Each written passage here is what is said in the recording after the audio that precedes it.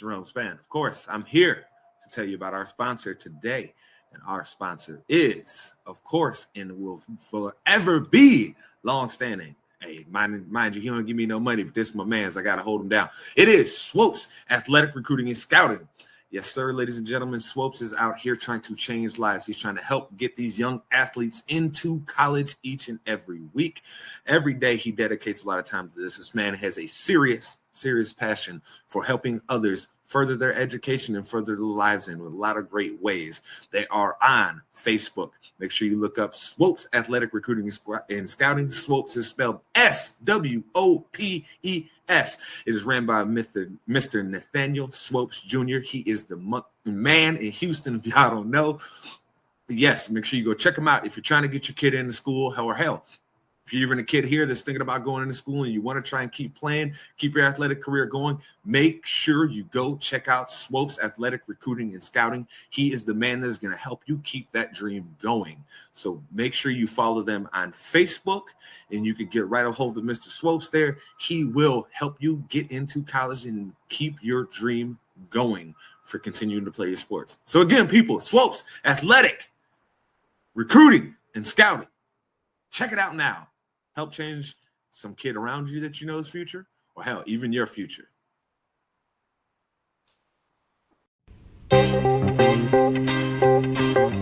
Yeah, Enigma in the house. My man Jay Span, Titan Studios. It's called From the Heart. Keeping it real is what all the song's about. Never selling your soul. Always staying true to yourself. Alright, yeah. Check it out. Money, cars, but we'll never get you far unless you gonna spit it from the heart. Yeah, money, cars, but we'll never get you far unless you gonna spit it from the start. Man, money, cars, but we'll never get you far unless you gonna spit it from the heart. Yeah, money. And welcome back to your favorite weekly sports show. That's right, ladies and gentlemen, it is ITC Sportsball, and I am your man Jerome Spann. We are here with a draft special, so we've got our boys from the Professionally Profane podcast in the building. So let's get them intros rolling. We'll hit it with the guests first. So, of course, we've got that legendary man. He has been a longtime supporter. He is my mother, and man, he does this thing, and he puts people in their place. He lets you know who's the jabroni of the week each and every week. He is that man, Dirty Dave. My man, Jerome Spann. Brother, I appreciate you. I'm so excited to be talking draft. You know you're my guy when it comes to the draft. So happy to be here and happy to be on as the full Professionally Profane podcast while the ITC fans get an idea about me and my guy, PCVIV. Let's go. What a guy. And speaking of him, we have got that man in the building. Listen. He is that man named Phil. He's going to let you know what the deal is all the time. He gets you right. If y'all don't understand what it is, he going to make you take flight. This is that man, Phil. What's happening, baby? Hey, man, I appreciate that. What an intro. That was hype. Thank you for having us on, and really excited to be on here with you guys. You guys have a great podcast, so I'm pumped. Let's go.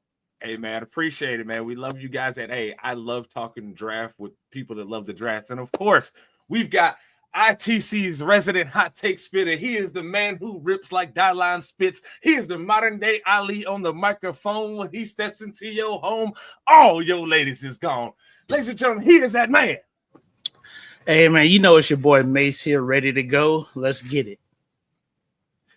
And that being said, let's get this party started, gentlemen. I think we had a very, very fun draft. I know for some, they'll be like, oh, there wasn't enough big names.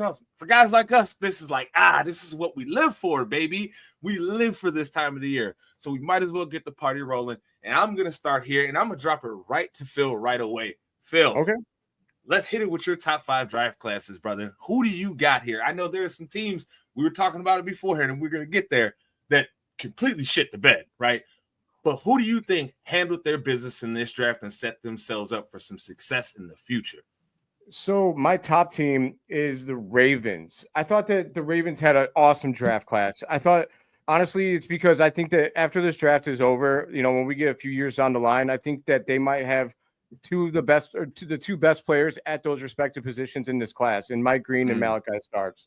So I feel like when you sit pat and you get guys like that in the spots they were at, and those guys might end up being the top players at their positions in the draft, I feel like it's just such an excellent draft. And I'm a big day 1 and day 2 guy as well. I mean, you could be high on day 3 picks, but normally there's a lot of projection there. So I put a lot of weight on day 1 and day 2. So I thought number 1 was the Ravens for sure. And in the same vein, I'm going to go with the Falcons as number 2. And it's not because it's because they finally did something that they needed to do for years. They actually drafted edge rushers. I like that they actually doubled down on it. They're making up for lost time there. Whether or not it's too much, that's a different story because they definitely gave up the farm to get James Pierce Jr. But, if they think that that's the guy, if they think Jalen Walker and James Pierce Jr. are going to wreak havoc on defense, then I see the vision. I think that they did a good job there. So I got them number 2. Number 3, I got the Buffalo Bills. Let me pull up my notes over here. I don't want to miss anything on them. Oh, my bad, boys. No, you're fine. While you're talking, while you're getting your notes up, I'll tell you. There you go. Them first 2 picks, I like where your head's at. I like where your head's at, Phil. I really, really do, because I'm not gonna lie to you, 2 of them, they might be up in there too. They might. Okay. Too. I love that. But yeah, I mean, it was a lot of, especially with the Falcons, just to circle back on them, that was a lot of them finally doing exactly what you said they needed to do. This is something that I know we've talked about leading up in multiple drafts for years here with the Falcons, which was, hey, are you guys ever going to get somebody that can rush off the edge? Ever? Just ever. Grady Jarrett was out there taking on double teams and triple teams for years, and yet y'all couldn't find one dude on the edge that could get home and get a sack, or at least get a pressure. Couldn't even do it. Off the top of my head, I think it's been since 2017 since they've had a 10-sack guy. It was Vic Beasley. Jesus Christ. I mean, it's been a long time. And I know it was Vic Beasley. I think it was 2017. That man's out of the UFL already. I mean, that's your last 10-sack guy. He couldn't even make it in the United Football League. Man, I mean, it's Vic Beasley, bro. Like, we all know what it is, bro. Like, come on, man. That's like the people that, and I know Dave and Phil, you'll love this. That's like the people that tried to get hyped on Mark Anderson. It's like, if you don't get the hell out of my face, if you don't get out of my face because Mark Anderson talk, I'm not. Get out of here, okay? Get out of here. He didn't benefit from everyone else playing with him. Alex Brown, Adewale Ogunleye, Tommy Harris. Like, you're welcome, Mark Anderson. Yeah, it was Mark Anderson. Yeah, like, get out of my face. Get out of my face. But okay, all right. Back to it. All right. Now you said you were the Bills with the next team in line for you. So what do you got on those Bills? I just love their top 3 picks. I think Maxwell Harrison is a really good cornerback. I think he projects to be a really good player for them. And they're trying to stop Patrick Mahomes. So I think that's really the theme of their first 3 picks. That's why I really love their draft. They're tired of losing to that man. And I'm tired of seeing them win. So I hope that they'll actually beat him for once. But yeah, TJ Sanders, great player on the D-line. I think he could be a real solid contributor for them. And then also Landon Jackson. I was actually pretty interested in taking a flyer on him for the Bears. So I thought that he was a really solid choice in the second round towards the end of that. He's got great measurables. I think he could really, break out for them. They definitely need help on defense.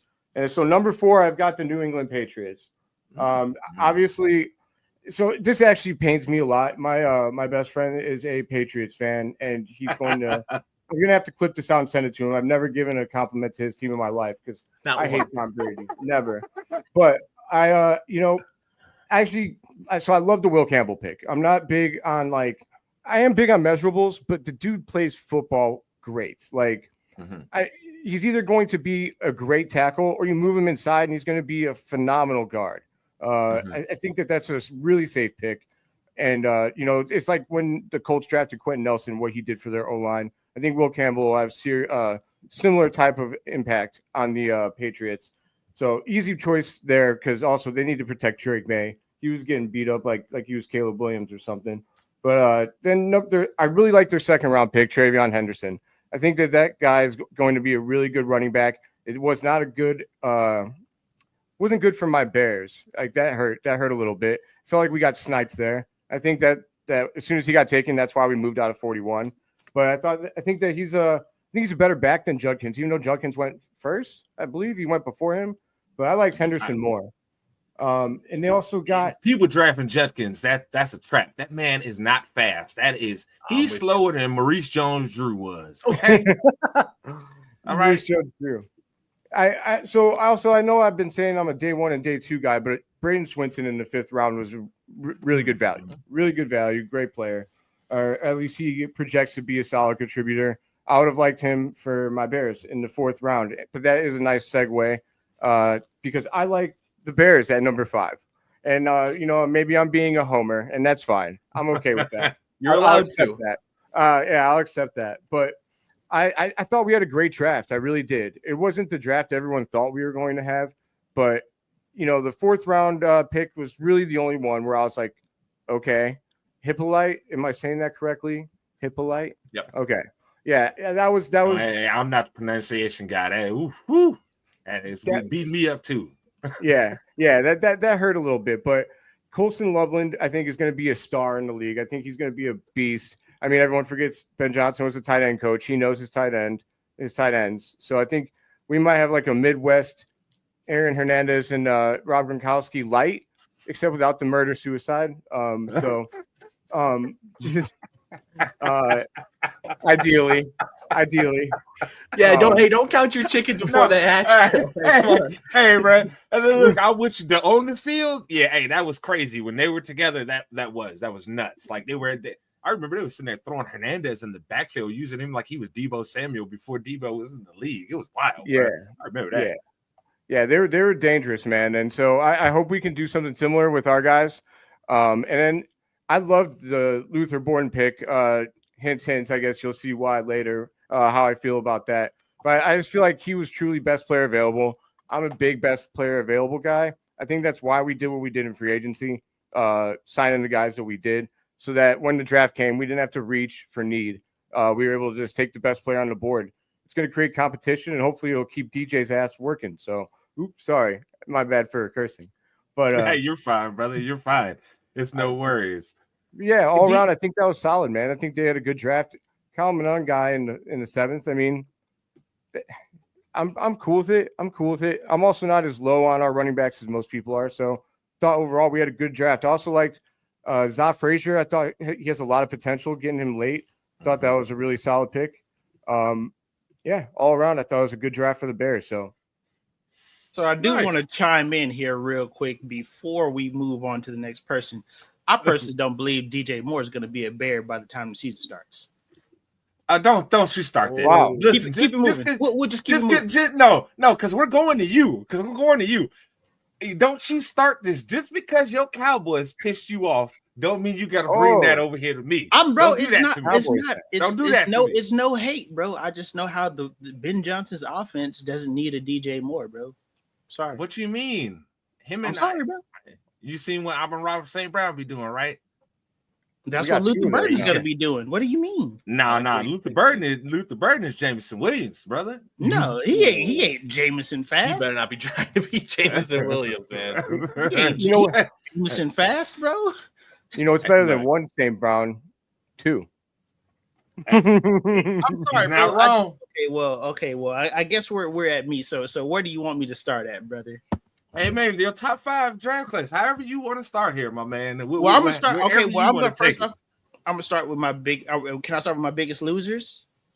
Hold on. Give me your top 5 best. We gonna get to the biggest. Top 5 best. Okay, so in no particular order, but I do have 5 teams that that really I felt like just knocked it out of the park. First off, Bills.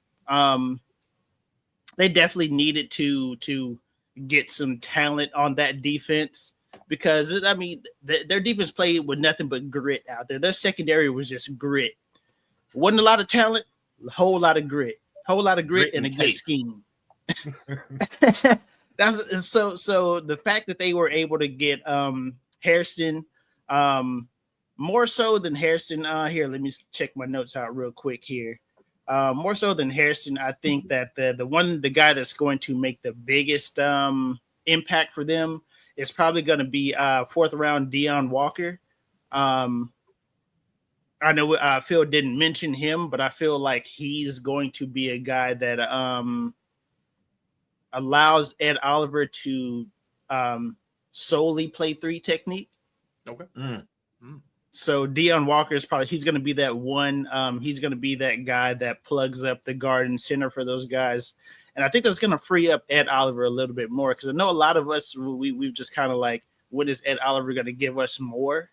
I think this is his opportunity now that you plug in a guy like Deion Walker, a real one gap, one technique.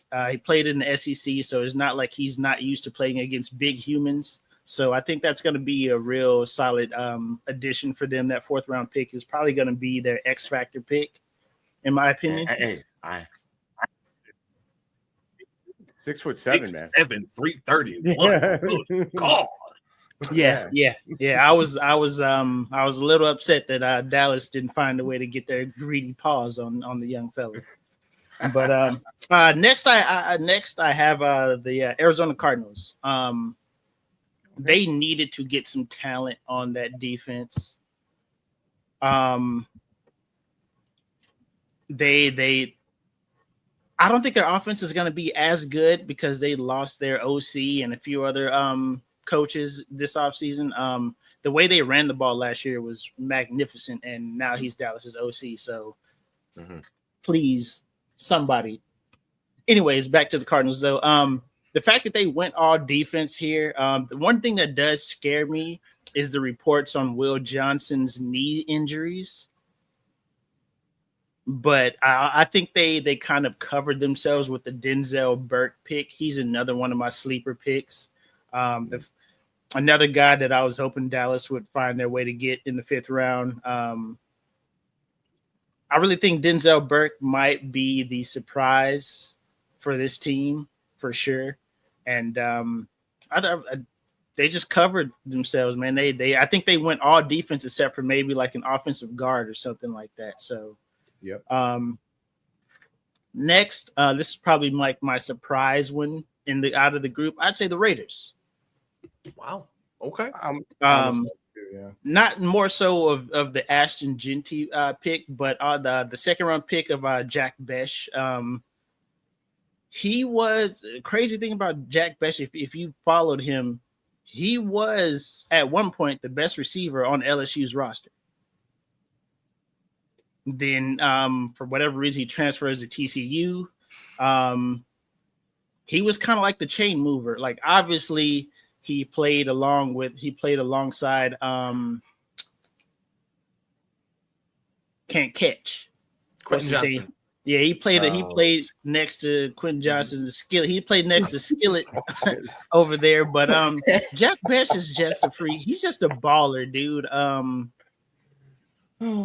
God. I think that pick right there is probably their X factor pick in all of this. But more so, man, I just feel like Oakland, they just kind of did what they needed to do to like build out an identity per se.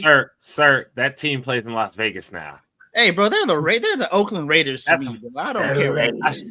I should fine you for that. Whatever, bro. They're the Oakland Raiders, brother.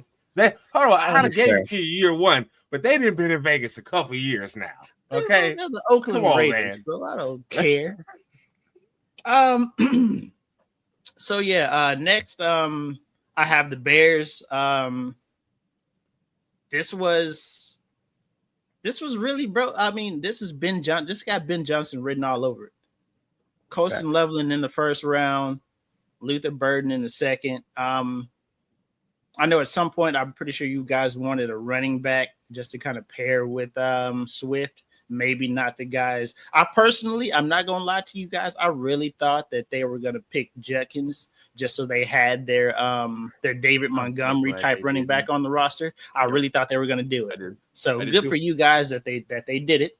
But we know, bro, we know Ben Johnson loves his 2 tight end sets. Mm-hmm. Yes. So getting 2 tight, like I said, Loveland, he can stretch the field a little bit more than Kmet can. So he kind of gives you that Sam Laporta package. Like he's going to be able to run those same routes and everything. So I really think you guys are going to be set, and not even to mention Luther Burden. Like I said, he's probably the reason why I don't think DJ Moore is going to be on that team. Fair point. Hey man, I'm excited. I'm excited to see what the Bears offense is going to look like. Hopefully, as long as the offensive line does their thing. I mean, it's not like Caleb Williams played bad last year. He was just running for his life half the time. So well, when he didn't have 3 of his offensive linemen falling on their ass or getting pushed right back into him, he made some amazing throws. Like he was everything that Mace. He was everything that you and Dave promised him to me that y'all said he was. Everything. Like he made me. It was like, oh, okay, this for real. Yep. We just can't protect him. Yeah, that's really what it came down to, brother. He was just running for his life. I thank God every day for Drew Dahlman. I mean, we have a center that isn't completely awful. Oh my God. Dave, and do then you lastly, the last. Give me 1 second here, Mace. Give me 1 second. Dave, do you remember when we had Lucas Patrick and we were like, it can't get worse than this, right? Oh my God, man. Bro, going from Sam Mustipher to Lucas Patrick to injured Coleman Shelton, bro. Hey, look, I'm gonna tell you something. I would have took Sam last year over them dudes we was rolling out there. At least Sam would he was gonna give you some effort. I felt like them boys was just getting bull rushed every down. Bro, at this point, I say the Bulls and the Bears just trade their centers, man. We could put Vooch on the offensive line, and we could put Sam Mustipher at center for the Bulls. At least he'll box somebody out once in a while. Maybe we'll get a few wins at the United Center as well. All right, man. Who you got next, brother? And the last team I got is the Patriots. Okay. I really like I said, I really like the Will Campbell. I'm not the short arms guy. They're gonna say that Will Campbell can't play left tackle in the NFL. I'm not gonna be that guy because I saw what he went up against on a weekly basis. He essentially stonewalled NFL edge rushers for 3 years at LSU. So I'm not going to be that guy that's going to be like the short arms are going to get me. But like I said, if he does get moved inside to guard, power is going to be an exceptional play for them. Ooh, yes. Yep. Oh, yeah. But more so the pick that stands out to me the most would be the Kyle Williams out of Washington State. I watched a fair amount of receiver tape just because I had a feeling Dallas was going to mess me over. I was about to curse. They were going to mess me over. So I was thinking like maybe third, somewhere between third. Maybe they trade a few of those picks to get a 4th round pick and get a receiver there. Cause that's what we like to do. We like to get these 3rd and 4th round receivers and think that they can be something. So I was like, this is going to be it. 3rd, 4th round, Kyle Williams, let's run. But he really is one of the few true deep threats in this draft. We have a lot. There's a lot of guys, even Matthew Golden per se, like his 4.2 did not show up on tape. That's because Texas did not ask him to be that guy a lot. But Kyle Williams, his speed definitely showed up for Washington State on a weekly basis. So that between him and Travion Henderson, they added 2 home run hitters to a team that we know is going to play tough, going to be gritty. So those 2 guys are definitely going to be X factors for that offense with a young, strong arm quarterback who can just throw it a mile. He's got somebody now that can go get it for him. So those are my top 5s. We talked about it last year with the Patriots. When we looked at their wide receiving core, it was like, who's he throwing the ball to? Nobody scares you because, like, look, is they had at least one quality underneath wide receiver, but they literally had nobody explosive, and so you were looking at them like, how you gonna stretch the defense? And miraculously enough, through the play of Drake May, them boys were able to get some big plays. So I think you are right. They made some very, very intelligent picks. Now, Dave, riding with you here. Who are your top 5 classes here? All right. I'm going to start off actually with a class that nobody's mentioned yet that I'm actually a really big fan of. I love the Miami Dolphins draft. They start off with Kenneth Grant up the middle. I went on Profane a few weeks ago. I said if you put Kenneth Grant and Mason Graham in front of me, I'd have to really think about which one I would take. I love Kenneth Grant. He's not going to be a 15 sack guy, but he's going to plug up that middle really good. He changes the running game for the other team. So I love that pick. They also got Jonas Savaiaina, which I'm glad you tried to that say wasn't it, even not me. close. That wasn't even close, but I did it with confidence, man. That's all I could say. That's all that matters. I like that pick, man. I think he's going to be good on the inside for them. And then they took 2 home run picks, which when you get to those 6th, 7th rounds, man, just get somebody who might be a superstar if you really feel like you got depth. I don't know if they do, but Quinn Ewers and Ollie Gordon, man, if you said earlier, before this year, they walked out with those 2, you'd think they'd have, maybe 2 top 10 picks. So, getting those guys that late, worth the value for me. Next up, I go to Arizona. Arizona, those first 2 picks, Walter Nolan and Will Johnson, I think you got 2 Pro Bowl talents there. As long as Will Johnson is healthy, which, Mace alluded to, I think you got really, really good players there, Pro Bowl caliber players on a consistent basis for Arizona. And I like what Jonathan Gannon is doing out there. I think he's building a good culture, and they're a team to watch on the come up, I think. I think this answer is not going to be viewed very kindly by one of the 3 of you. Because at number 3, I have the Dallas Cowboys. I love their draft. I think Tyler Booker, man, I'm really big fan of Tyler Booker. He could be an all-pro kind of guy. And their next 2 picks, Donovan Ezeraku, Siobhan Revel, man, I think those are, if both of those guys went first round, I would not have been shocked. So I have a long explanation as to why I didn't put Dallas in there. We'll probably get to that a little bit later. But I don't hate Dallas's draft pick because I think they got terrible players. I'll just say that and let you keep going. Terrible if you don't like the guys, man, he's not a good draft. I think we got some, like our first 2 draft picks. I really think all 3 guys are really good. But like I said, we'll get to that. I don't want to interrupt. No. But man, I did like those 3 picks. I like them. I like all 3 of them. Number 2, I have the Atlanta Falcons. Falcons, I think Jalen Walker and James Pierce Jr. are as good a first round haul as you can get for a team that really, really needed defense. And then their 3rd pick was Xavier Watts. Man, give me those 3 guys out of a draft class, and I feel like $1 million. I don't care who's after. It could be 4 Sam Mustafers after those 3. I'm happy with that draft class. I messed up not mentioning Watts. I meant to mention Watts, and yes, dude, big. I wanted Watts for the Bears. Yeah, so I thought 41 came up. I thought they were again. I'll take them.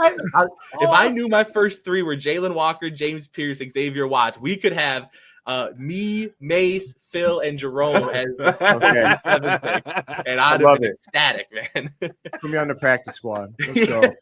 Hey, Phil was a former superstar center back in high school. I've heard stories about it. Okay. I was a much better linebacker than I was a center, but he's being modest. That's my number 2, and my number 1 is a team I have not heard yet either. But my number 1 is the Carolina Panthers. Tet McMillan, really good receiver, man. He is, I think Bryce Young, because Bryce Young's about this tall. So because of that, he's got to just throw the ball really high, and Tet's going to get up there and get it, man. I think that's a match made in heaven. Man, ever since Bryce took that picture with me and Kynes, boy, he never gonna live it down, dog. Hey, the allegations are crazy right now, bro. Like, bro, you can't his agent has failed him. They should not have let that picture get out. They should be like, Mina, you can keep that for your personal collection. Please, Lord, don't ever share that. Yeah, no, but man, from there they also picked up Jimmy Horn Jr., man, and I don't like Shadur Sanders. I've never been a fan. Back when we did our mock draft, I didn't include him in the first round. I didn't do it for a reason because I didn't think he was very good. So I think he did a lot of work in making Shadur Sanders look so good at Colorado. Nick Scorton was a huge pick. He could have been a first-round talent. He just started falling for no reason. He just kept producing, kept his head down, kept working, and every week, now he's a top 5. Now he's top 15. Now he's maybe a first-rounder. All of a sudden, you get him at pick 51 for no reason, in my opinion. And then Lathan Ransom was a really good pick as well at 122. They took two guys who I wasn't a huge fan of, but when the value of Princely Unmanmielen is there and Trevor Etienne later on in the draft, when you have the ability to take those guys, I mean, they could have picked 6 starters from this draft class that are going to help contribute for a long time. So I love what they did. I think this is the best draft the Panthers have had in a very long time. So I'm excited to see what they do and see if that Bryce Young resurgence is going to continue, stall out, or maybe he goes back to where he was before. You know what I loved about their draft is that they waited until now to actually have one, because we are done picking the players in their pick. Yes, thank you, Carolina. Thank you. We appreciate Carolina for that. Appreciate you. But yeah, I mean, I'll get rolling on my top 5, and I'll start right with the team you were just talking about. That was actually one of my easy picks. When they started that draft off and they took I was like, oh, okay, y'all actually mean some business in this draft. Like, y'all are in the, all right, Bryce, we seen you start to rise a little bit towards the end of the year. What you going to do if we give you another certified target, a guy who has a big catch radius, and that's not, you don't always have to be pinpoint accurate with him. Those other guys that we got on the roster, you might have to be a little bit more accurate with them, but him, nah, we're good. That was an excellent pick. On top of that, they addressed something that I knew they were going to have to in grabbing, like you said, with Skirton and with, I'm not even going to say his last name, but with Princely. It was intelligent drafting to me, because they had a very, very clear need there. It was something that through not re-signing guys, trades, over the last like 5-6 years, they basically lost every effective pass rusher that they had on the edge. So they had to do something. I like both of those players. I was actually upset. I was hoping Princely would actually fall to the Bears in like the 3rd or the 4th, so then we could just add another guy in there and see what he's got. But again, very, very good drafting. And then the one that really took it over the top for me was what they did in the 4th, was when they took Etienne and then backed it up again with Ransom. I was like, oh, okay. Y'all meant business this draft. Y'all understood what your needs were and where you're going to get some value. And you're like, we're going to take these best players available and we're going to try and make some things work. They needed more explosive out of the running game, because, look, I know some will say Chuba Hubbard is not good. Some will say he's good. I think he's average. He's nothing special, right? But he had no explosive to him. Etienne has the ability to at least give you some explosive. So I absolutely love it. Honestly, bro, if Jonathan Brooks' knees are healthy this season, coupled with I can't count on that. You can't count on it, right? But if we're talking about what their backfield can be, if he's healthy with the addition of Etienne, honestly, I'm that run game is going to be special. Yeah. Oh, look, I 100% agree with you. If Brooks can be healthy, that will make their run game excellent. But I just, at this point in the process, because of what happened last year, right? They waited to bring him back, brought him back later in the year, and then they had to put him back out. For me, that's a concern. That says you may have some long-term things that we cannot count on you to be there, right? Yep. So that's why I say that. But before I move on from the Panthers, the best pick I think they had in their draft was Jimmy Horn Jr. in the 6th round, because I know me and Dave disagree on Shedeur Sanders, but we 100% agree on Jimmy Horn. That mug is a dog out there. He was doing a lot of dirty work while Travis Hunter was getting the acclaim. He was doing a lot of the dirty work, and that man was succeeding at that. And we know he comes from a father that has a great pedigree of being a guy that did that type of receiving. So I am excited to see what he does there. And the other thing to mention, man, they did this last year with Jalen Coker, who had a really, really good rookie season. They love these late round receivers, and you know they're going to give Jimmy Horn a chance. Yep. And I thought that was just, I like it. Y'all was cooking with gas this year. I like it. But moving on here, I've got a team that none of you guys have mentioned, but for me, Kansas City Chiefs. Look, man, they did good. They had some serious issues that they had to address. Number one, most pressing, boy, they needed to find at least one tackle that could play, because we've seen before, if they got one tackle, they can figure out the scheme and get everything else right, but they can't have both tackles being trash as hell. That just doesn't work, okay? That's over with. So they got a guy in Josh Simmons that I really thought, I understand the concerns that people may have with him, but his tape tells you that is a great football player at tackle, like absolutely great. I think that's awesome that they got that. So now that allows them to start doing some flexible things with some of these guys that they drafted as tackles last year. And they tried to play that. When we watched them play, we were like, you should probably be a guard, and which can help them out long term, right? Because we know they have center lockdown. We know they have at least one guard position locked down. So if they can get a quality tackle here and then move one of those other guys from tackle in the guard, you got 4 out of your 5 positions feeling good about.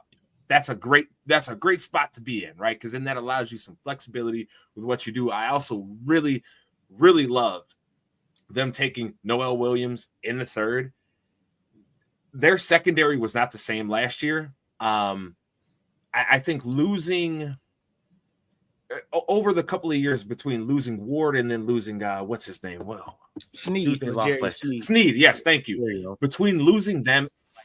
Between 3 years, essentially, they lost both of those guys in their secondary.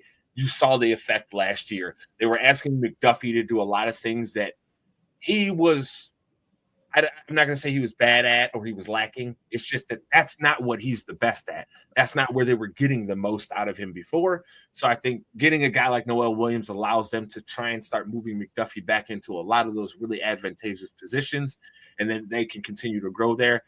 Also, Jalen Royals, I think he's got some upside for him there. We've seen with their wide receiving core, they've got it's a bunch of who that is and can we trust you, right? Like, I don't know what has gone wrong with Andy Reid in drafting wide receivers, but this has been a problem going. We can go back to his Philadelphia days. This dude would draft bad wide receivers over and over and over. So hopefully he got this one right, because I actually like Jalen Royals as a player. His tape says that he's probably better than what his production numbers say.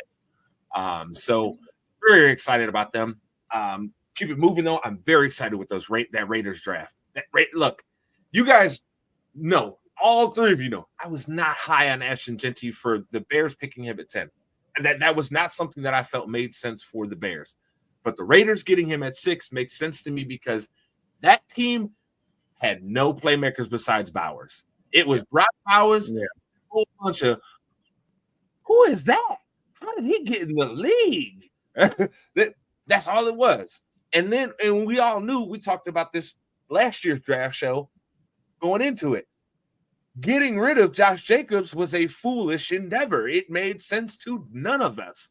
So I'm glad that they have gotten somebody that they're clearly going to try and establish their whole foundation around is going to be Ashton Genty. This is like what Pete Carroll did with Marshawn. He says, listen, you are going to be the face. You're going to be the attitude of our team. You're going to be the real leader.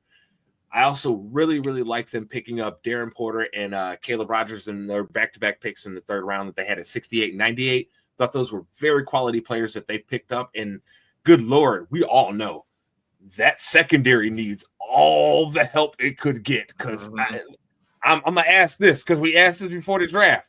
I'm going to see. Phil, can you name me, outside of who they drafted, can you name me a player in the Las Vegas Raiders secondary? That answers the question. No, Nnamdi Asomugha. That's the point exactly, right? So I'm glad that they actually got a player that seems. I like Darren Porter's tape. He needs some work for sure. He's going to need some coaching up. There were some things that I didn't like. One thing I didn't like is that it seemed to be when he felt he was beat, he gets real handsy.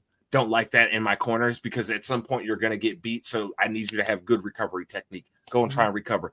Don't get handsy, because the referee's going to call that real quick in the NFL. So I really like that pick. And then also the fact of the matter, I don't love every player that they drafted, but I don't hate anybody that they drafted either, which is usually the case where I can look back at their draft and be like, what the hell were you thinking? so I have to give them their credit where credit is due here on that. Outside of them, this is where obviously it's the Patriots. I don't want to get too much on them because we've all talked about them. So my next one is the Patriots. But I have to give this team credit even though I hate it because it feels like a cop-out thing to do, but I fucking hate this Howie guy, bro. Every year I look at his draft class, bro, and I'm like, how did you get these guys? How does this keep happening? Do these other GMs not know football at all? Like, what's happening?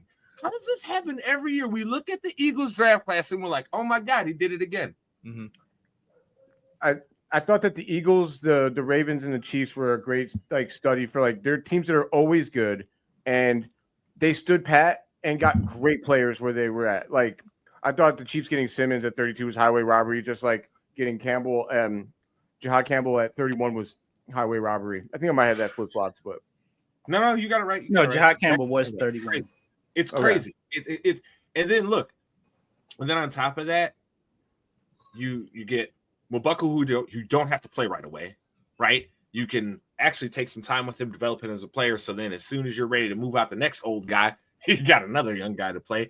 And then you got Ty Robinson, who I think has hella upside. I think, oh my God, this I think was the perfect situation for Ty Robinson in my eyes, which was that he gets to go to a team where there's not going to be a lot asked of him that first year, so he can develop a little bit. And boy, oh boy, when I think year 2, he's going to take off. I think he's going to be the reason Jordan Davis is going to end up off of that team in about 2 years. I think he is the reason why. And I'm saying it right now. Wow. Jordan Davis has all the physicals, but it's exactly what I was worried about when he came out, which is his technique sucks. Yep. Absolutely. Absolutely. I go ahead, Phil. I'm sorry. I didn't know. I had one favorite pick from the Eagles, but I wanted to let you go before. No, go ahead. Who was it? Who did you have there? I really liked Antoine Powell-Ryland, and I liked him coming out because he was a big production guy. He had a lot of sacks in college, and I'm a big production guy. The measurables do matter, but you also have to know how to play football. And good football players know how to use their high football IQ to get around their shortcomings. So I thought that Antoine Powell-Ryland in the 6th, that was her last pick at 209. I mean, that's pretty good, man. I mean, I think he's going to outperform a lot of guys ahead of him. I wouldn't be surprised if he did. Let me put it that way. I wanted the Bears to get him in the 5th or the 6th. I mean, I'm good with what we did, but yeah, just really liked Antoine Powell-Ryland. I talked about him going into the draft. Davey knows I was riding that train. So I'll be honest. I'm shocked he didn't go in. I'm shocked he didn't go in the first 4 rounds. When he fell out of the first four rounds, I was like, is there something medical going on with him? Is there just some medicals? He's got a bad back and none of us as fans, we don't know it, right? All the team saw his medicals and he's got something because, as you said, Phil, his tape is another guy that's brother, he produces and he's got enough athleticism. First off, I hate the Eagles. But they do everything. Their front office does everything right. I hate their guts. Andrew Makuba will be a day 1 starter. Yep. Oh yeah. For the life of me, I don't know why Clemson did not primarily play him as a safety. The reason why he left Clemson was because they kept trying to use him as that hybrid star player where he would come down in the nickel a lot, and he goes to Texas and just completely lights it up at safety. And I mean, he pretty much fills that role that CJ Gardner-Johnson played for them. Yeah, absolutely. He's gonna come in. He tackles extremely well. He can play that robber coverage for you. And also he's got the recovery speed to play deep for you as well. So I mean, I hate the guts completely. I completely hate their guts because I don't. Their front office does everything right. I hate everything right. Do you have nightmares with Howie Roseman? I don't have nightmares per se. I don't think that's the word to use. It's just a healthy, respectful hate. Yeah. Okay. No, I love that. Fair. But yeah, that again. Just year after year, man, this Howie guy, man, just every time he picks drafts like he is drafting Madden, where it's oh, you dummies, let this person fall here. I don't need him, but I'm gonna take him and stash him away. Jalen Carter at 10 will forever be just the the biggest piece of robbery ever. Like that right. Jalen Carter at 10. Mm-hmm. Yeah. I mean, every year they draft on the D line, and people. I feel like some people are like, "Well, why?" And it just okay. Watch the Super Bowl, man. Go watch the last Super Bowl, and then come back to me and tell me that drafting on the D line and having depth there is not important. This is why I wanted the Bears in the trenches. Look, you got to have depth on your offensive and defensive line all day long. You have to, because if you don't, you're gonna be screwed in the end. Like it just plays out year after year after year. The teams that their lines are good, everything else is good. If your line sucks, you probably suck. And this was a deep edge class too. That doesn't sound right. This is a deep class for edge rushers that are transitioning to the National Football League from college. I want to make that clear. I think this is like if we're looking at it, a lot of times when it comes to edge rushers, there may be like one or two who has like solid technique. Mm-hmm. Excuse me, but in this one, like I said, you were looking in fourth, fifth, and sixth round. You're like, how are these guys still available? Like they are polished pass rushers. Yeah, but say that 10 times. Polished pass rusher. Polished pass rushers. Yeah, I mean, Paul Ryland had 25.5 sacks, went in the 6th round. That's what I'm saying, man. Hey, and what like my one of our favorite guests, Nick Whalen, who was on our live draft episode, man, he gave me the best line I ever heard. If you don't bite as a puppy, you're not going to bite as a dog. These guys are coming up with big production. These guys are coming in. They're ready to rock. They're ready to make their moves, and it's going to be exciting to see some of these young kids coming up that are going to be getting after these quarterbacks. As quarterbacks get more athletic, so do the edge rushers. It's going to keep going back and forth. Dave, I know you hate Shamar Stewart, but the reason I love him is because of his pressures production. I know his sacks, don't say it, but the amount of pressures that man gets is why I am a fan of him. Like 4.5 in 3 years, by the way. I but know he was the focal point. He was the focal point of other teams' offense. Like I get it. And he was the guy, Dave, that had to be I have to play inside and out. I don't get to just sit on the edge. You know what I'm saying? Like there were some guys like Michael Williams who got to just sit on the edge, and his production showed it looked that great. Mm-hmm. I do like Michael Williams, but he's not going to be getting after the quarterback like that. Listen, man, I mean, I see a little bit of pressure, but man, if you can't finish now against University of Louisiana Monroe's offensive tackles and quarterbacks, how are you going to do it against the Kansas City Chiefs? I just don't see how it's going to happen. Baby. Pressures matter. That's why. Well, I also feel like, I mean, Texas A&M had a lot of studs on their D-line, man. You think that Stewart would have more. Call me crazy. They also had Smart Turner, Nick Scorton.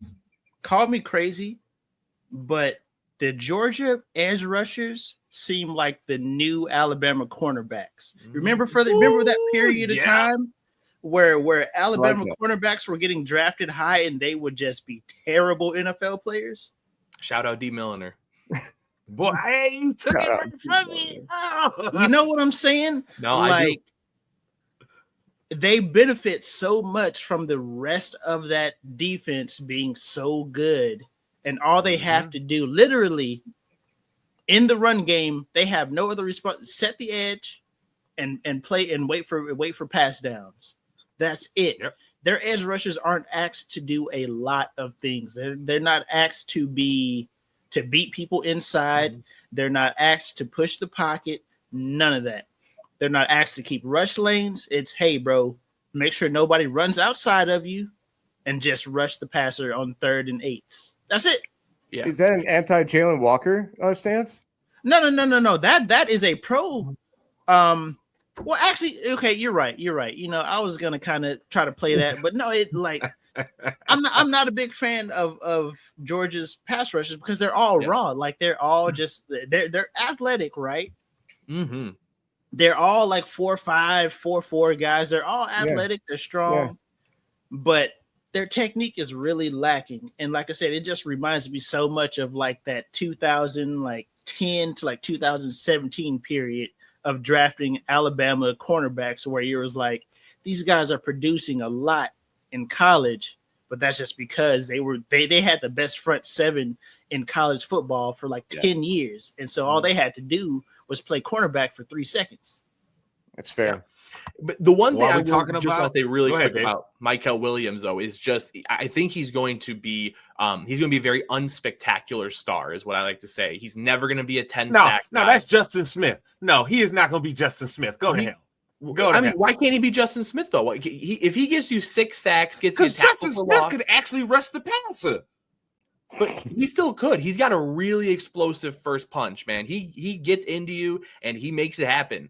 And he's very aggressive. He's very physical, very strong. But the biggest thing is if he plays on an outside, like in a 34, and he's on the outside, he's going to set edges really well. He's going to take out that whole side of the field to allow the pass rusher on the other side to get to the quarterback. I do really think that he's going to be an unspectacular star player. He only has speed to power, Dave. He ain't got no other moves. He ain't got no counters. He got speed to power. That's it. But he's so long. He gets into you so quickly that he doesn't have to counter you. He's the one. He's the aggressor in every situation he's in. Dog. Okay. All right. Cool. I'll give you that. He's the aggressor. Why ain't he winning more? Like I said, bro. Like I said, the points right there just kind of makes itself. Mm-hmm. Like it doesn't seem like they are really focusing on these guys' technique. Yeah. They're like, hey, bro, you have about a season and a half or 2 seasons to just be super athletic and do these 2 things for me.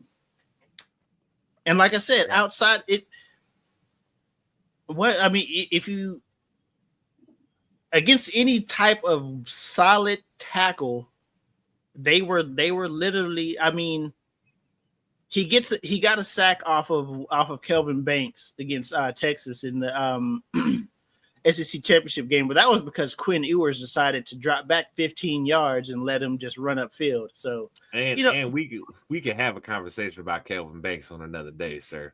We could do that. Hey, but listen, while we here and I already talk about people not doing the right things, Dave, who did you have as your biggest loser in this draft? I have 2 I want to shout out really quick. Oh yeah, go ahead. I'm gonna start off with Tampa, man. I did not like what the Buccaneers did at all. I don't like Emeka Egbuka at all. I don't really see it with him. He was my wide receiver 4 in this class. I don't see him as a good NFL receiver. I just don't see it with him. They drafted Tez Johnson, who's 3'6" and runs an O lineman's 40. I don't know if he's gonna. I'm not gonna let you disrespect Tez Johnson. Yeah, I'm gonna disrespect Tez Johnson. He's this tall, man.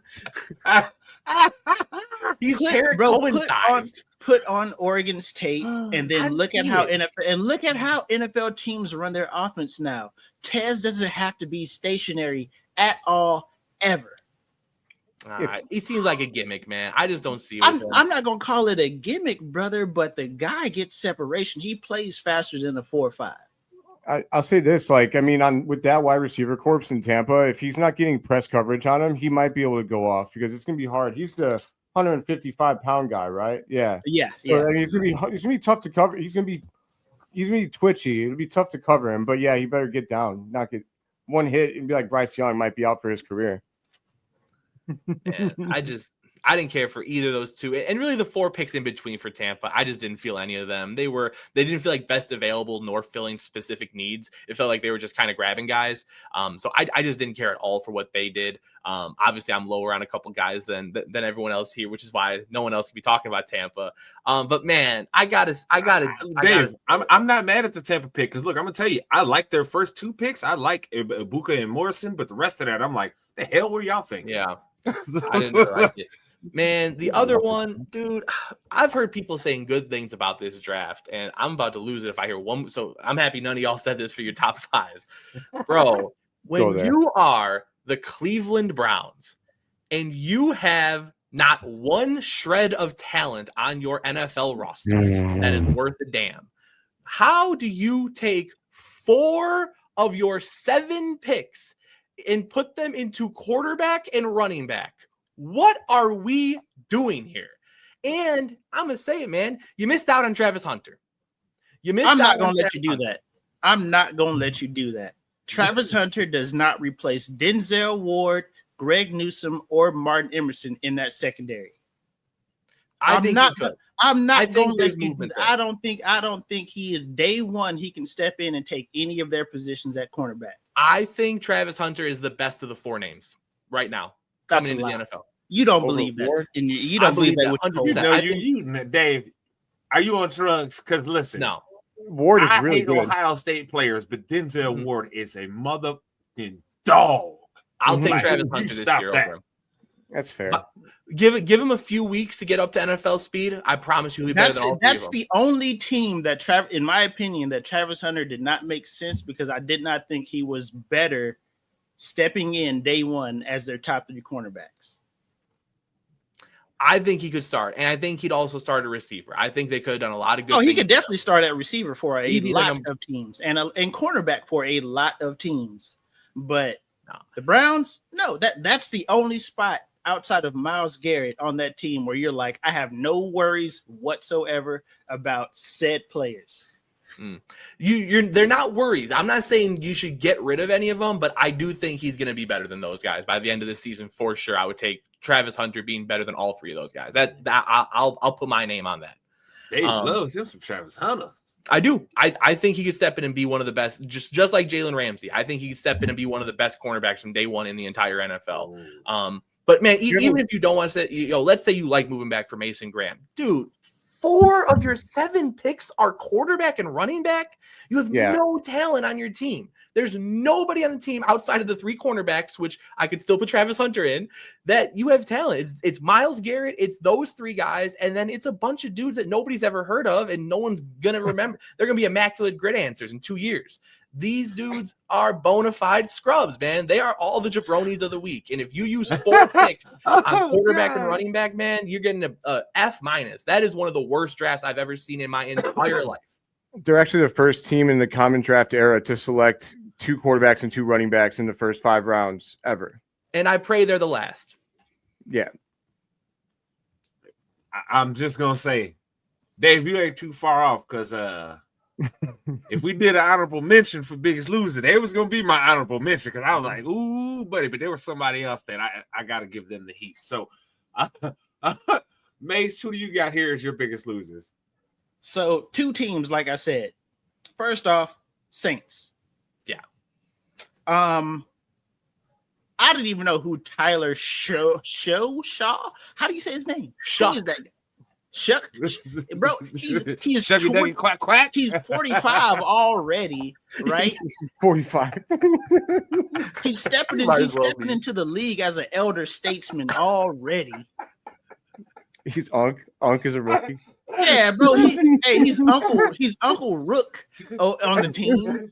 Like, what are we doing here? At best, his first contract extension, he gonna be like 30, bro. Right, the first time that he can get a contract extension, this guy's gonna be 30. At least we took Velus Jones in the 3rd. Like I do, the 2 picks I do like from them. I'm not going to. It like I said, that just really threw me up. The 2 picks I do like Devin Neal. I think it was the 5th. Yeah, 6 and round. 6th round. Okay, sorry, 6th round. And I do like Kelvin Banks. Like I said, I'm not the short arm guy. You're not gonna tell me that a guy with short arms can't play tackle. I'm sorry. you like him at 9 though? I'm just not that guy. You like him at 9 though? Yeah, picked him at yeah. Okay. I do think he was still the 2nd best offensive lineman in the draft. Oh, 2nd best offensive lineman. Okay. Yes, yes. I do. Like I said, Kelvin Banks was an anchor for Texas for 3 seasons. I mean, he comes in as a freshman and starts and proceeds to give up maybe like 3 sacks his entire career. Yeah, a lot of people said that the Bears were debating in Chicago about whether or not the Bears were going to take him at 10. So, I mean, it's definitely not a crazy take. But so just overall, most terrible draft. I have no idea what they were thinking here. I have to go with Minnesota Vikings. Yeah, let's go. Yeah, that was rough. That was really rough. They didn't have a lot of picks, so they had to get this right. And oh my God. Let me just run this down real quick. So at 24, Donovan Jackson. I don't hate that pick per se, but their offensive line and their run game was one of the strengths of that team. I don't really see why you would go offensive guard in the first round when you don't have a lot of picks to work with anyways. So really wasn't high on Ty Felton, and like the rest of the draft, it's a bunch of who days. So I don't know what they were thinking. The team wasn't bad last year, right? Like they won 13 games. Lucky. And you don't do anything to fill your shortcomings. Mm-hmm. So they're probably going to go from like 13 wins to like 6 next year. You know what I'm saying? Like they're going to be that team. Worst to first, or sorry, first to worst. Exactly. Yeah, that's them. That's them. I'm saying it right now. Minnesota is going to be the worst team in that division. Yeah, I would Love agree. that. For sure. I'd agree with that too. Probably. Okay, so Phil, my man, who did you got as the biggest losers of this draft, dog? Because I know, Phil, you be bringing the heat to some people, and that's what really cracks me up, dog. Like you be really bringing the heat. So who you about to put the fire to their ass real quick for their terrible draft? So I gotta go with first. I'll go with my second worst draft, and that was the Browns. I'm with Davey on this one. Like the fact that when you do something for the first time in the common draft era, in the draft, it's usually a bad thing. There's been a lot of drafts, and the fact that you are the first to take 2 quarterbacks and 2 running backs in the first 5 rounds, I mean, it's a total Browns thing to do, right? It is a complete Cleveland thing to do. The fact that they went with Sanders, look, if you're going to draft Sanders, why not just take him before you took his name is escaping me, Dylan Gabriel. What I read about that, I don't mean to cut you off real quick, but what I read about it, Dylan Brooks was actually their quarterback pick for this draft. Or not Dylan Brooks, Dylan Gabriel. Sorry, I said Dylan Brooks. Dylan Gabriel was like, that's the guy that they fell in love with. Like that, I think they knew they weren't going to go quarterback high in the draft. So they were looking for that second tier guy, and he was their guy. What's being reported is that the owner stepped in and kind of like, hey, bro, y'all boys go draft Shador. So that because if you listen to them talk about the Shador Sanders, I don't know if you guys have like paid attention. If you listen to them talk about Shador Sanders, it sounds like nobody in that building wanted him on that roster. It was like this move came over above their head, and they had no choice but to do it. That's what it sounds like to me.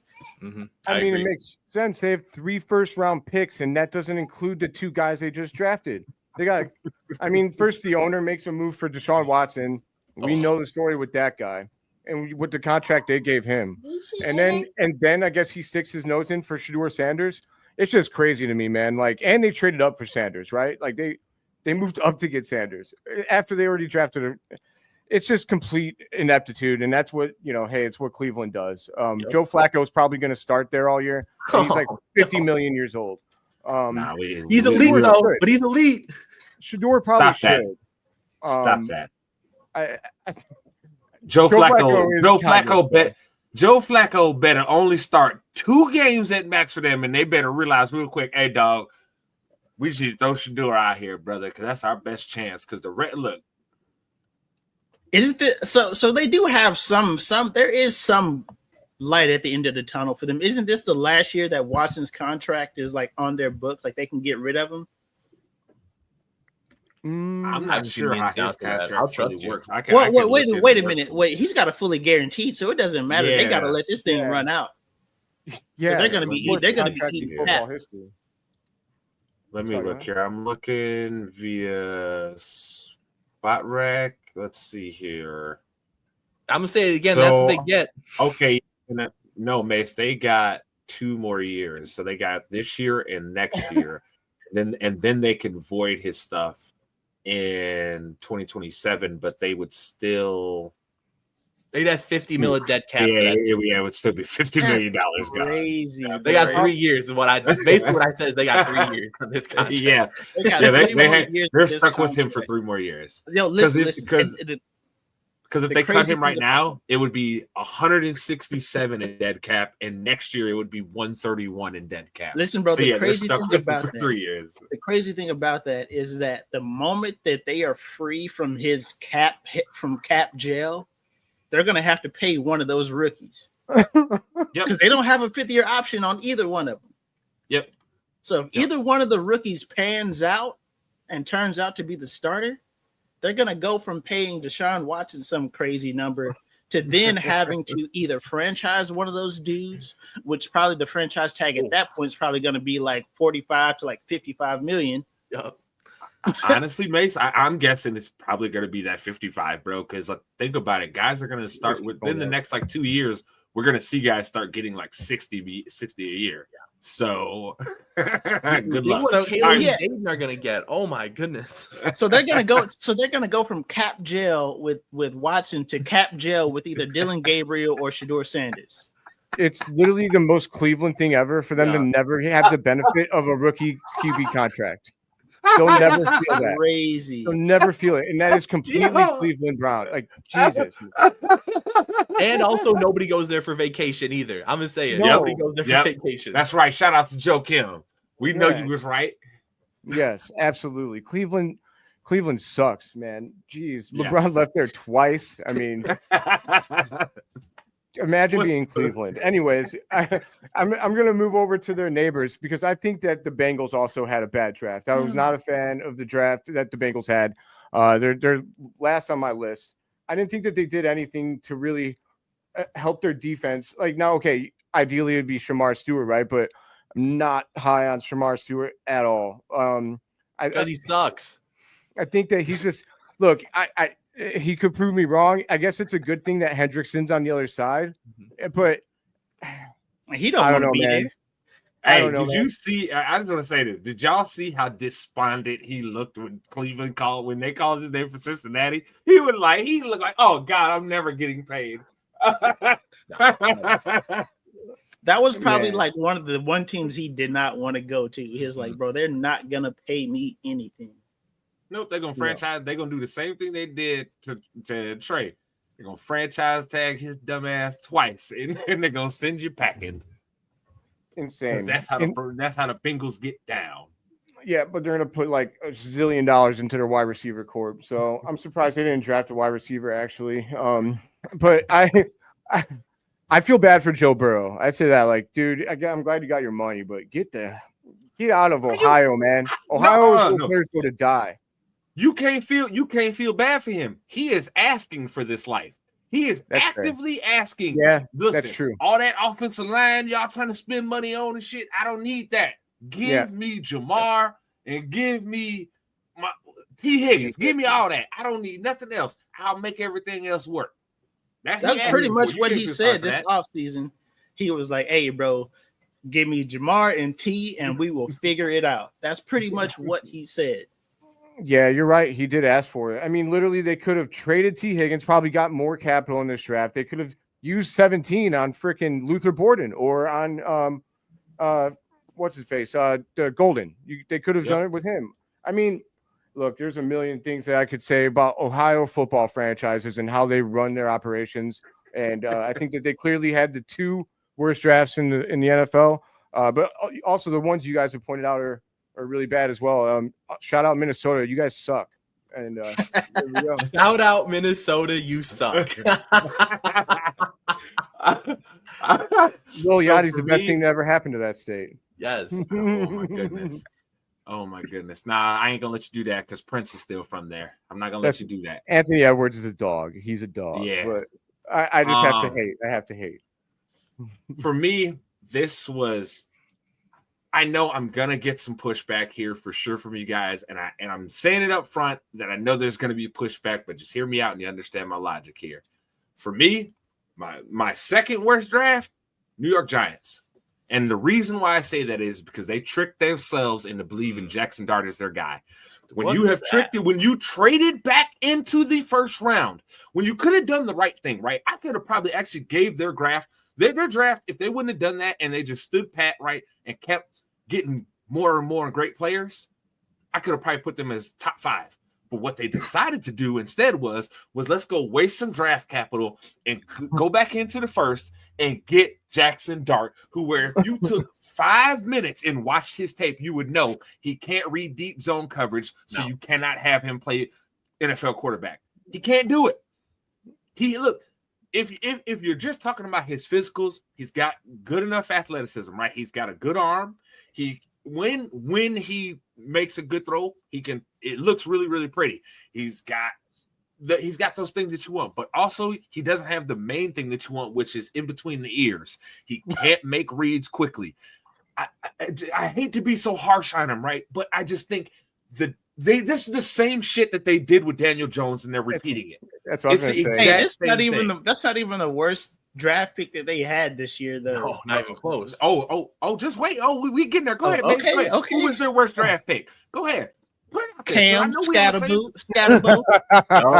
Yup. Brother, fucking... brother, what are we doing?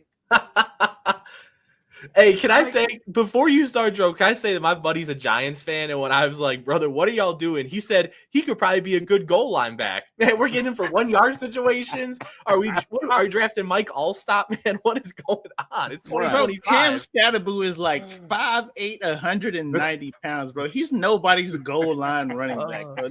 I'm pretty sure he ran like a 4.6 at his combine. I know at his pro day. And on the pro days, they juice those numbers up at the pro day. He's a 4.9 if he ran a 4.6 then. Yep. Yeah, at his pro day, he ran like a 4.6. So they juiced them numbers up a little bit. Yep. So now we're talking about 2 of your picks in the top 4 rounds you have wasted. Just wasted. Then you spent another one. All right, Abdul Carter, dog. I think all of us on here like him. We think he's going to have a great career. Dog. Cool. Darius Alexander, why? What was the purpose of that? Because y'all had more need on your offensive line than you do on your defensive line. So why are you investing more resources in something that was already the strength of your team, you morons? So again, their draft to me, 0 cents besides Abdul Carter. Because I can get saying, hey, maybe we're not completely sold on Thibodeau. We want to use the 5th-year option. At worst, we can trade him away and get some assets for him, right? If we really fall in love with Abdul Carter. I can understand that logic there. But the rest of that from 2, and I mean, honest to God, guys, I think the only other pick of theirs that I liked was when they finally actually drafted Marcus Mabot in the 5th round. Because, hey, at least you got an offensive lineman, which was one of your biggest needs, you morons. But, hey, what do I know? What do I know? But yes, so the Giants, I know a lot of people have really fallen in love with their draft, and every time I have heard it or read it somewhere, I have rolled my eyes so hard because it's like, how dare you try and act like this draft was good when they did not address many of their core needs that they had. I mean, hey, guys, let me ask you this. Who's going to catch passes besides Malik Neighbors on that team? Anybody? Not me. I am. What are you talking about, man? Hey, again, looks like we're going out to Giants camps, boys. We might as well go get a tryout in. We might make the roster too. Yeah, they got us all flight to East Rutherford, man. We're on our way. Let's do it. I'm telling you, it's just insane. And you guys know I'm not a Giants fan by any means, but it is just so. Our boy is a Giants fan. Giuseppe, shout out to Giuseppe, man. And the craziest part is literally, Dave, when we were talking about, before we even did our draft show too, we asked Giuseppe, we said, Giuseppe, who do you think the Giants are going to take? He said, we're for sure getting Jackson Dart. Oh, yeah. 100%. He said, we're going to get him in the 1st round. He said this. He knew his team was going to do the wrong thing. He said this back in January, brother. Yeah. Yeah, this is back in January, bro. That's an insane call. Ask me what the lottery numbers are for tomorrow. This is crazy. He said this back in January. He says they're going to talk themselves into Jackson Dart. Did he want Jackson Dart? No. Okay. No. Okay. He just knows how that team operates. Look, my God. It's still the craziest thing in the world to me that when the coach did the right thing and put in Geno Smith, everybody got pissed off at him. They got so mad at that right decision that they gave Eli Manning 2 more years to suck it up and then turned around and drafted Daniel Jones. Hey, respect Eli Manning. He beat Tom Brady twice. I love that, man. No, that defensive line beat Tom Brady twice. Eli Manning ass was out there doing the Jimmy Garoppolo in the Super Bowl, bobbing his head, throwing it up with his eyes closed, asking for a prayer, and his prayer got answered. That's all it was. That's fair. That's fair. I just don't understand that either. Like they moved up for Dart after they just signed 2 quarterbacks. They just signed Jameis and Russell Wilson. They could have left one of them man. at home. Like, Well, the one guy's starting, so the other guy, we need the other guy to sit with Jackson Dart and talk to him. I've kind of logically built this up in my mind as to why they drafted Jackson Dart specifically. Of like the top crop of quarterbacks, he's the only one that they could have that they can bench and nobody's gonna be mad about. He's the only one. He's the only one that they can sit on the bench for a year and nobody's gonna kill them in the media for it. That's fair. Because let's just say they lucked into Cam Ward, and for whatever reason they benched Cam Ward behind Russell Wilson and Jameis Winston. New York media would rip them a whole new butthole. Yeah. Same thing with Shador. Yep. But you get Jackson Dart, everybody's like, okay, he can sit for a year. I'm pretty sure nobody's gonna be mad if Jackson Dart doesn't start week 1. I will say that when I was building my my draft guide, I actually had the projection, the NFL comp of Jackson Dart as Jameis Winston, because they're both just one read guys who got big arms. They're gonna get the ball downfield, man, but they just, they're not athletic enough. Jackson Dart is not athletic enough, and he still forces himself to run the ball on plays where his first read is not open because he cannot get to a second read, as you mentioned, and he does not have any ability to process the game around him. Disaster pick. I mean, Jackson Dart's a guy I might take in the 5th or 6th round if he's there, just because he has the measurables and he has the potential. But man, a first-round pick, trading away picks to get that guy, I think that's probably the worst pick of the draft. He can't read cover 3 or cover 4, bro. Oh, no. And that's a lot of what's played in the NFL now. Like, dog, I don't understand how you could watch Jackson Dart's film and fall in love with that. For as good as the Eagles are, I always know the Giants are going to be just as bad as the Eagles are good. So, that's what we know. That's what we know. But getting to it, though, because I don't want to get us too sidetracked. Got to circle back here. One of the worst drafts for me was the Saints. Mm-hmm. This is another team that I was just basically every time they picked, I was like, what is y'all playing right now? Because it doesn't seem like you got one. I mean, look, losing some more. Yeah, like we could debate Kelvin Banks Jr., right? We may have different opinions on him. I thought he was more of a 2nd to 3rd round guy than he was a 1st round guy, because I have severe issues with them arms, dog. Them arms, because they came back to get him a few times. Like, when he played against some guys that had long arms, boy, them niggas was hitting him with the chop, and it was causing him an issue. So I got problems with that. But again, like we talked about earlier, Tyler Show, Vernon Broughton, Jonas Sanker, Danny Stutzman. Dog, who is making plays out of any of these guys for you? Who? Bro, Danny Stutzman sounds like Danny Stutzman sounds like an actor on Full House, man. Like, come on. You ain't lying. But this is what I'm saying. Like, you look at their draft, and again, for a team that one of their biggest primary problems last season, I know people aren't. How you feel about Carr is kind of irrelevant in this situation, because what you have to acknowledge is they had no weapons outside of one man in Olave. They had 0 weapons, not in the run game, not in the pass game, besides Olave. They were still out there trying to trick themselves into thinking, hey, man, we might be able to throw Taysom Hill out here for a couple plays and get a big play. No. Okay? So they added no playmakers, and I'm supposed to be impressed with this draft. I mean, the one guy on offense that you add in that might be worth something is Devin Neal, but he ain't explosive. No. He's just a solid runner. You know what I mean? Like, he's a guy that you might get some solid play out of, and for sure you'll probably get some good special teams reps out of. But outside of that, I look at that whole draft and I'm like, y'all wasted. They had 2 votes, 9 picks. You might well wasted damn near 8 of them. Yeah, man. Vernon. So looking at the draft, Vernon Broughton in the 3rd. I watched every Texas game, and he didn't scream 3rd rounder to me. No. I don't like I said, I do not understand. Tyler Show. I didn't even know who the Louisville quarterback was, and then I found out that he was 29 years old, and I was He's just on like, AARP, man. Like, Bruh. he's Bruh. my what are you age. thinking, bro? Like he's literally ready. He almost qualifies for Social Security as a rookie, bro. Like, come on, dog. What are you thinking? God.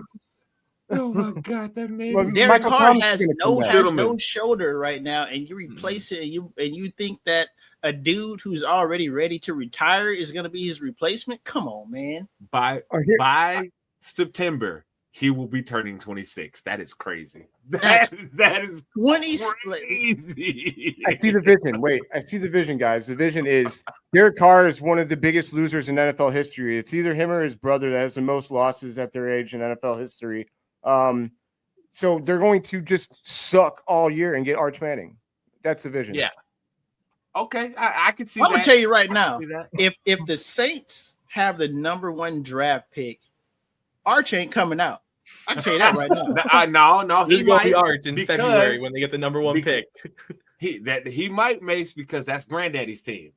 I feel you, but if he cared anything about his family's legacy, he would have stayed. He would have went to Ole Miss or Tennessee. That's fair. Fair point. No, he's not going to the Arch Saints. is not coming out to be drafted by the Saints, brother. I can tell you that right now. Hey, No, you're right. I don't Cleveland's think gonna you're get him. wrong. I don't think you're wrong by him. If that's his plan, he's got the right plan. Because oh boy, they clearly have no plan. I swear to God, I feel like they went into the draft, and after Kelvin Banks Jr., they was like, we could just go spin the wheel, and whoever it lands on, that's who we drafted. No, they haven't had a plan for years. They haven't had a plan for years. Their cap situation has been so bad for like forever, literally forever. I can't remember the last time they were. Since 2008, whenever they brought in Drew Brees, bro, their cap has No. been... It wasn't that. It was when it was towards the latter half. It was. Oh yeah, when they tried to go all in like 2013 or something like that. Yeah, like when they went all in to try to get a second Super Bowl out of Drew Brees before his arm turned into a wet noodle. And every year they kept just selling their soul down the road more and more. And they were with every year by the point that Drew Brees retired, these niggas didn't have like a first round pick for like the next 3 years or something like that. It was like, oh my God, what did you do to yourselves? I forget which one. This is a dumb example. But bro, man, back in the day, they had 1 year where on Madden, you would start a franchise mode and they were already 50 million over the cap because of all the dead cap that they had. You couldn't even play with them in the game without getting you couldn't even bring their roster down. Like you could not start a franchise mode with them because they were so far in the shitter, man. It was hilarious. Yeah, because that season in real life, what they had to do was restructure. I think it was like Breeze, Thomas. Who was the guard that they had? Jari Evans. No, I don't know. They had to do Evans and the tackle all that same year, and then after they redid the money, they then messed around and gave Hayward an extension after that. So it's like y'all not crazy. Good times. Yeah, Don't yeah. do that, They had no plan. No plan at all. So this is why I say those two teams. The Giants, we got their reasons, but the Saints, it just really, really felt aimless. I think all the other teams that you guys listed, I would agree with all of them. There's not one of them that I had an issue with, especially Phil. My honorable mention on this would have been the Bengals, brother. Like the Bengals, when I looked at their draft, it was like, what are you doing? And if you're gonna do this, Joe, I actually really, really like Stewart. But if you're gonna do this Joe Burrow and T. Higgins and Jamar Chase thing, well, you better start drafting some damn offensive linemen then. Yeah, you got to go all in on the offense. Yeah, you got to score every time because you're not stopping anybody. You got to essentially what you got to become is your game plan is now the old Colts, which was we're going to spend all our money on offense except for 3 players on defense, 2 defensive ends, and a safety. Everybody else ain't getting paid. Nope. Yeah, I mean, it's a dumpster fire over there, but it's normal for Ohio franchises. Yeah, man, I've talked about it. Me and Mace have talked about this actually at length. That head coach, Joe Burrow, is hiding a lot of his deficiencies. A lot. Oh, yeah. You want to talk about a scheme that is very rudimentary that his players are bailing him out consistently? Yeah. Woo! Listen, bro, the combination of Joe Burrow, T. Higgins, and Jamar Chase is literally saving Zach Taylor's career. Yes. Yeah. Oh, yeah. Yeah. Chase Brown is really good too. I like him. Yeah. Fair. But Yeah. Dude, I don't even want Zach Taylor as my quarterback coach. I mean, that dude can't coach a football team. What is he still doing in Cincinnati? Like I said, bro, Jamar Chase, T. Higgins, and Joe Burrow. At this point, he needs to be setting up trust funds for those individuals' children. Yes, because they are feeding his family. Look, it's how you know the Bengals are not a serious organization, because a serious organization would have already fired him and figured out who's the guy to get us over the top. Well, those Marvin three Lewis was there for individuals like are 20 feeding years. his family, brother. Exactly, Phil. Marvin Lewis, perfect example. I have no beef with Marvin. I thought he was actually if you look at the totality of his career, he ends up being good overall coach. Not great, just good, right? He can get your franchise pointed in the right direction. Because I mean, I know a lot of people want to trash Marvin, but I'll tell you something. When I was growing up, the Bengals was a laughing stock until Marvin Lewis got there. Okay, Marvin Lewis made them a real franchise. That's true. Now it seems like they going back to them pre-Marvin Lewis days, boy. I don't know what the hell they out there doing. Shout out Achilles Smith and Kajana Carter.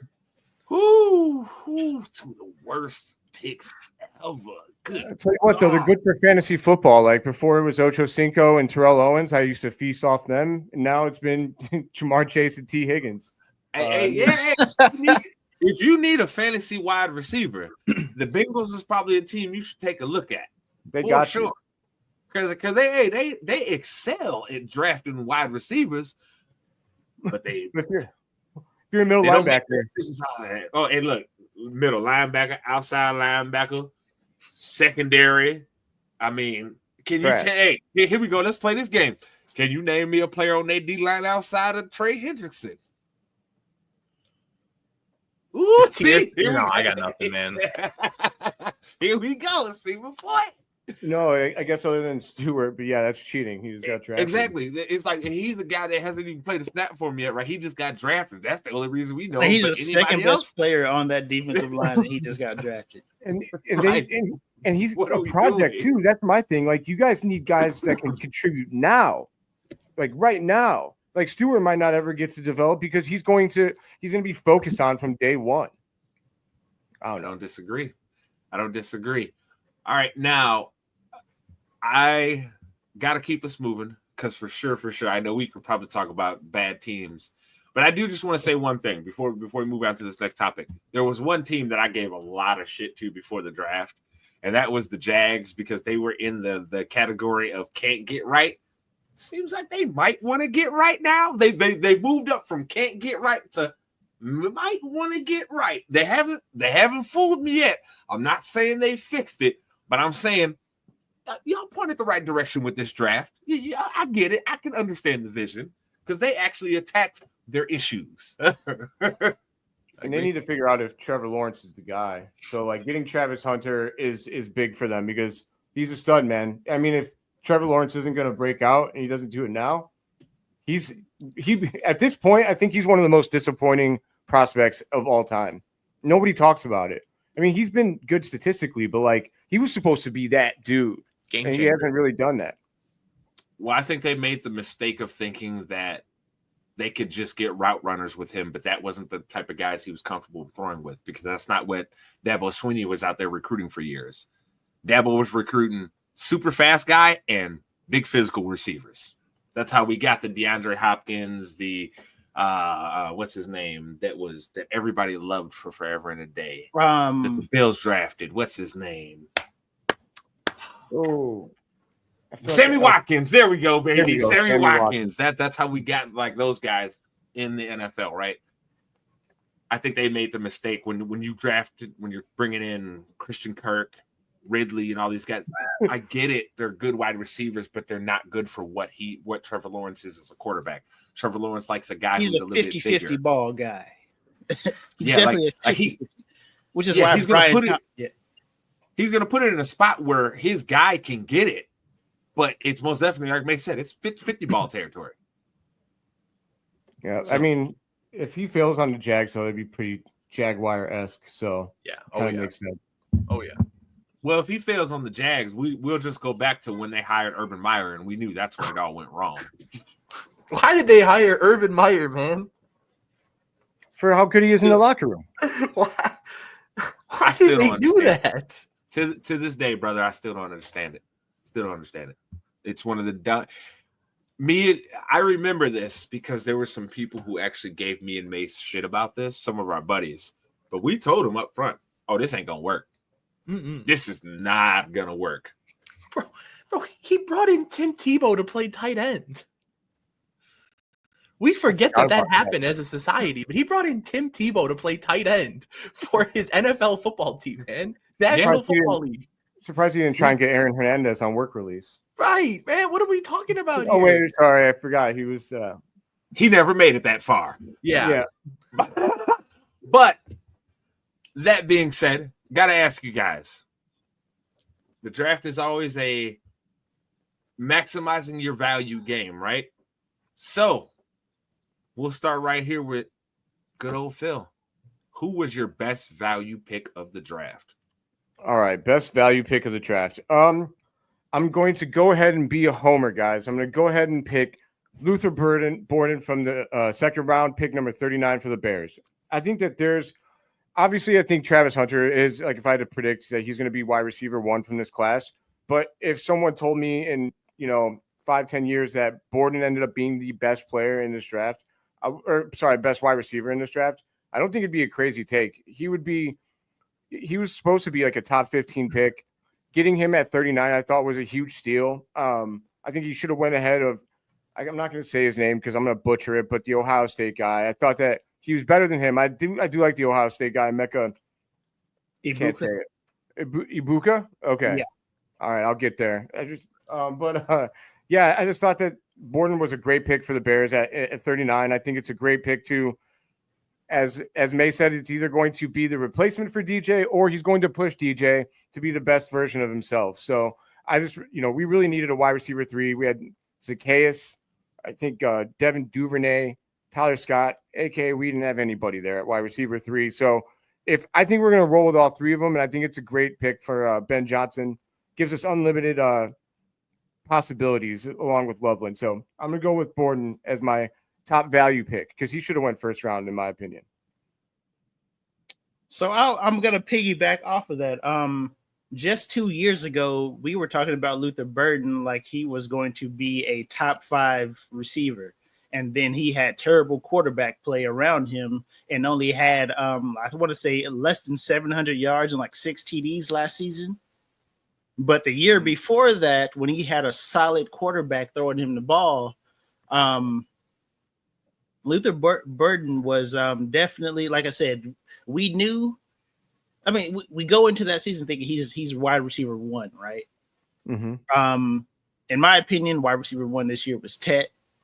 He doesn't like Tet. My bad, T-Mac. He ain't on my team, so I'm gonna call you Tet then.